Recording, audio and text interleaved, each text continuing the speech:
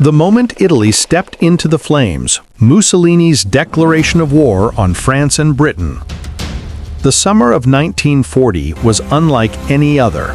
Europe was trembling, the air thick with smoke, fear, and the heavy scent of war.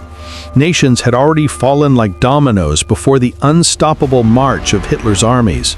Poland, Denmark, Norway, Belgium, the Netherlands, all had collapsed under the terrifying weight of the German blitzkrieg.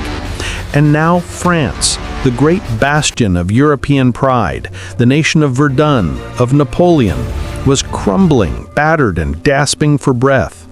Britain, though still unbowed, stood almost alone, the last great defender of freedom in Western Europe. It was against this backdrop, this chaos, this theater of destiny, that Benito Mussolini, Il Duce, the self-proclaimed modern Caesar of Italy, made his move. For months, Mussolini had been waiting, pacing, calculating. Italy had remained what he liked to call non-belligerent, a strange in-between status where his nation was neither neutral nor fully committed. In truth, it was hesitation disguised as strategy. Mussolini loved to present himself as decisive, as bold, as the man who always acted with iron will. Yet behind the grand speeches and the dramatic gestures, there was an undeniable truth. Italy was not ready. Its armies were under-equipped. Its tanks were outdated, its planes were few and fragile compared to the steel monsters Germany sent roaring through the skies. Italian soldiers were brave, yes, but they lacked supplies, training, and often even boots. Generals whispered of shortages, advisors begged for caution, but Mussolini's ears were deaf to hesitation. He looked north to Germany, where Hitler was carving his empire with fire and steel, and Mussolini burned with envy. The Duce could not stand the thought of sitting on the sidelines, watching as history was rewritten without his name stamped across it. He wanted victories, colonies, spoils.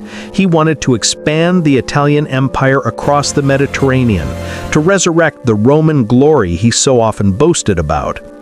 And so he waited, like a predator lurking at the edge of the battlefield.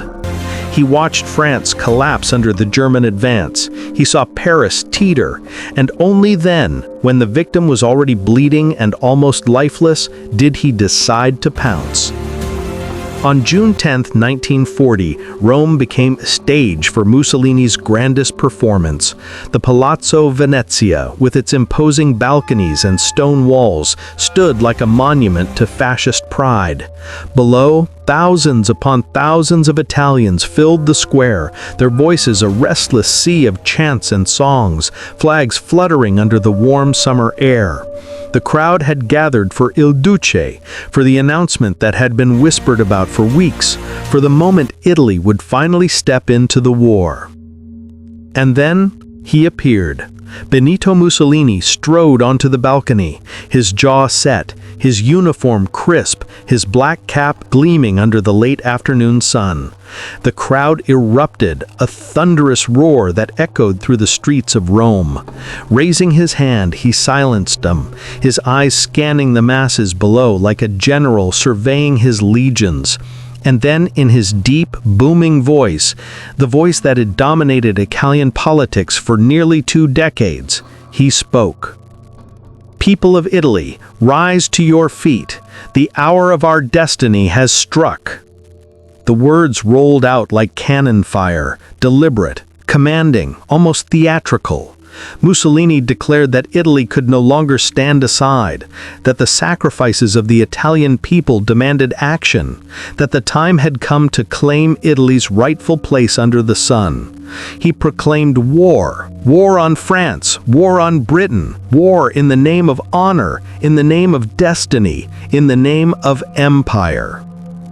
The crowd roared with approval, swept away by his passion, their cheers reaching up to the balcony like waves crashing against cliffs. They believed, for in that moment, Mussolini made them believe. But behind the rhetoric, behind the pomp and the fiery words, lay the truth. Italy was not ready. Within hours of the declaration, Italian troops surged into the Alpine passes, moving against French positions in the mountains. The soldiers marched bravely, but they were met with fierce resistance. Even weakened and nearly defeated, the French fought with determination, using the natural fortress of the Alps to their advantage. Italian tanks sputtered and stalled in the rough terrain, their engines choking on the steep climbs. Soldiers struggled with inadequate gear, poorly supplied rations, and outdated weapons. The great offensive that Mussolini had dreamed of turned into a slow, grinding, and humiliating struggle. Bombers flew missions against British and French targets, but their impact was limited, their losses heavy. What Mussolini had imagined as a glorious strike looked in truth like an opportunistic stab that fell short of its promises. And yet, in political terms, Mussolini's gamble seemed to pay off, at least at first. Within days, France collapsed under German might, signing an armistice that left Mussolini with a seat at the table. He gained some territories, some spoils, enough to claim victory in his speeches, but those gains were meager, almost pitiful compared to what he had hoped for. Historians now look back on that moment, June 10, 1940, as the day Mussolini chained Italy to Germany's fate. What seemed like a bold move was in truth a step into disaster. Italy would be dragged into a long, brutal war it was never prepared to fight, a war that would bleed its armies dry, devastate its cities, and eventually topple Mussolini himself. The declaration of war was not destiny fulfilled. It was pride, vanity, ambition, wrapped in rhetoric and presented as history, a gamble that turned, slowly and inexorably, into tragedy. And so the balcony at Palazzo Venezia, once filled with cheers and chants, would later echo with silence. The same man who had proclaimed Italy's hour of destiny would find himself, only a few years later, fleeing, hunted, and despised, his grand words drowned out by the cruel march of reality.